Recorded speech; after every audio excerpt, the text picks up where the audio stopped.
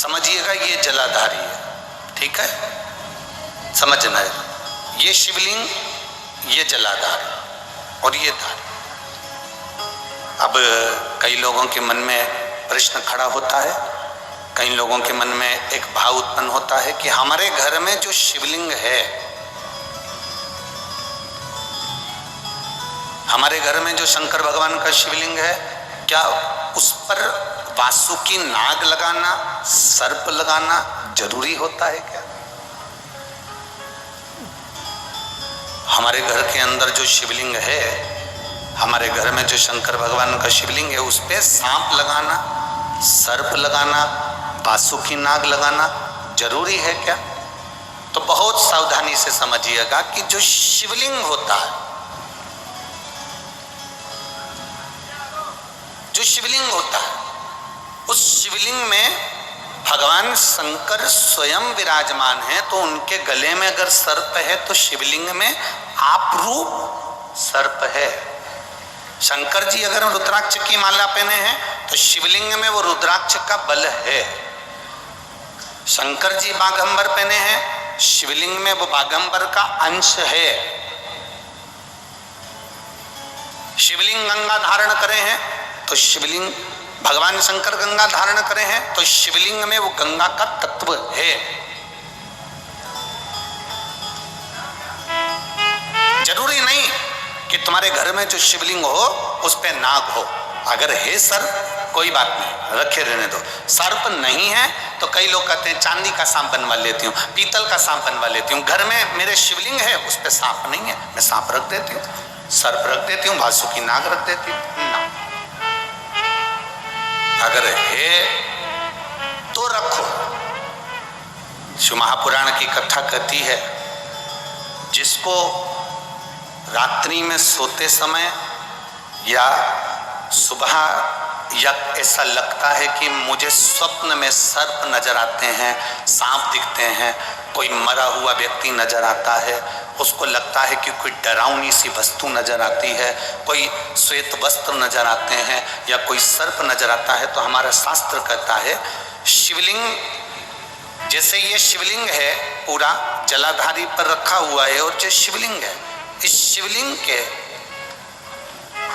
5 स्थान ऐसे नियुक्त कर लीजिए। कितने स्थान? 5। चंदन लीजिए, उस पे एक चावल का दाना, एक अक्षत, वो भी चंदन में गीला करा हुआ चावल का दाना। 5 स्थान नियुक्त कर लो। एक स्थान ये कर लिया, हमने चंदन लगाया, उसमें चंदन का चावल का दाना लगाया। दूसरा स्थान हमने ये नियुक्त करा, हमने चंदन लगाया, उस पे चावल का दाना लगाया। तीसरा स्थान हमने ये नियुक्त करा, चंदन लगाया, चावल का दाना लगाया। चौथा स्थान हमने ये नियुक्त करा, चंदन लगाया, चावल का दाना लगाया। 5वां स्थान हमने ये नियुक्त करा, चंदन लगाया, चावल का दाना लगाया। बस एक बेलपत्र अशोक सुंदरी वाली जगह पर पहले चढ़ा देना है, फिर ये 5 स्थान पर चंदन की बिंदी और एक चावल का दाना लगा देना। इस बेलपत्र को उठाकर लाना है प्रदोष काल। प्रदोष काल सूर्य जब जा रहा हो, चंद्र प्रवेश कर रहा हो, उसको प्रदोष काल कहा गया। उस प्रदोष काल में इस बेलपत्री को भगवान पतालेश्वर महादेव का नाम लेकर खा लेना है। कभी जिंदगी में तुम्हें सर्प का स्वप्न आ ही नहीं सकता और सर्प का भय नहीं हो सकता। ये पतालेश्वर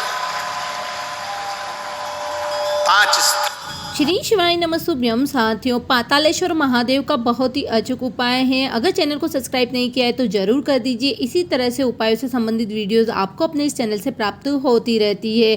स्वप्न में सांप दिखे या कोई मरा हुआ व्यक्ति दिखे, डरावने सपने आए, तब एक चावल यानी कि 5 जगह हमें चावल रखने हैं। तो 5 चावल को आप पीले चंदन में पहले भिगो दीजिए, पीले चंदन में गीला कर लीजिए।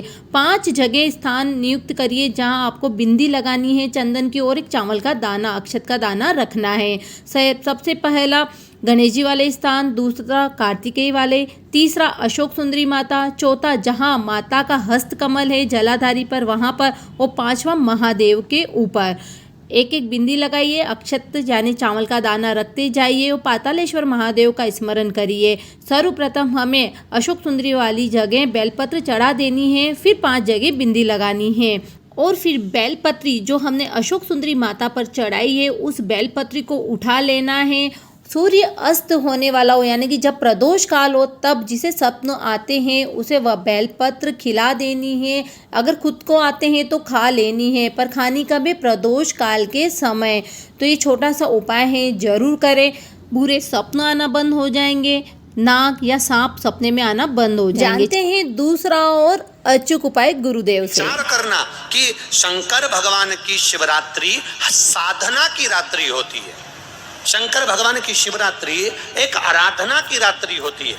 हमने पहले भी कथाओं में कहा, हर महीने शिवरात्रि आती है, प्रत्येक महीने शिवरात्रि पड़ती है और प्रत्येक महीने की शिवरात्रि पर अगर आपसे बन सके, आप दुनिया में अगर आपके पास में लोग कहें कि ये बहुत गरीब व्यक्ति है, बहुत साधारण व्यक्ति है, इसके पास धन नहीं है, वैभव नहीं है, सत्ता नहीं है, इसके पास खुद का मकान नहीं है, इसके पास खुद की प्रॉपर्टी नहीं है, इसके पास खुद की दुकान नहीं है, दूसरे के यहाँ काम करता है, इसके पास कुछ भी नहीं है, हम उनसे कहेंगे 12 महीने शिवरात्रि आती है, 5 जगह पर चढ़ाई हुई बेलपत्र, आप 1 वर्ष 12 शिवरात्रि का एक नियम ले लो, 5 जगह पर बेलपत्र समर्पित करना सीख जाओ। एक बेलपत्र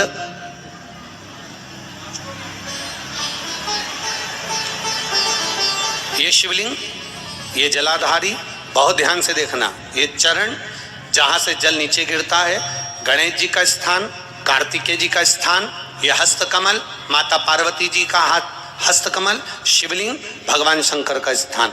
ऊपर से जो एक एक बूंद जल शिवलिंग के ऊपर गिर रहा है, शंकर भगवान की 5 बेटियां जया, विषहरा, शामरीबारी, दौतली, देव। बीच में जो एक मोटी सी लाइन है वो शंकर भगवान की छोटी लड़की, क्या नाम है? अशोक सुंदरी। ये पूरे शिवलिंग का वर्णन। 5 जगह पर बेलपत्र, 5 स्थान पर बेलपत्र। 12 महीने की शिवरात्रि। आप दूसरे के यहाँ काम कर रहे हो, नहीं है नौकरी, नहीं है काम, दूसरे के मकान में रह रहे हो, खुद का मकान भी नहीं, खुद का प्लाट भी नहीं, खुद की प्रॉपर्टी भी नहीं, बहुत संघर्ष की जिंदगी जी रहे हो, ठेला धका रहे, लॉरी चला रहे, गाड़ी चला रहे, ऑटो चला रहे, अपने लिए करने का प्रयास करना। घर में जितने सदस्य हैं, 12 महीने शिवरात्रि आती है, एक बेलपत्र अशोक सुंदरी वाली जगह पर, डंडी का मुंह नीचे की ओर। दूसरी बेलपत्र माता पार्वती जी के हस्त कमल पर। ये तो पत्ती जो होती है, इस पत्ती के 2 भाग शिवलिंग के बीच में हो। तीसरी बेलपत्र भगवान शंकर के शिवलिंग पर, डंडी का भाग आपके विपरीत दिशा में हो, विपरीत दिशा। चौथी बेलपत्र भगवान शंकर का जहां से जल बहकर जाता है, जमीन पर जो जल बहता है, जमीन पे से जो जल बहकर जाता है, चौथी बेलपत्र उस जमीन के जल पर जहां से वो पानी बहकर जा रहा है, पूरे शिवलिंग को छोड़कर जहां से पानी जमीन पर बहकर जा रहा है उस स्थान पर। और 5वीं बेलपत्र नंदी का जो पांव ऊपर उठा हुआ है उस पांव के पास में 5वीं बेलपत्र समर्पित करना। एक शिवरात्रि से लेकर 12 शिवरात्रि जो 1 वर्ष तक कर लेता है, 1 वर्ष अपनी कड़ी मेहनत के साथ में मेहनत पूरी करना। और ये 5 बेलपत्र हर महीने जो शिवरात्रि आती है उस पे समर्पित करना प्रारंभ कर दीजिए और मेहनत करना प्रारंभ कर दीजिए। आपको आपके कर्म का फल मिलेगा। साल भर के अंदर आप अच्छे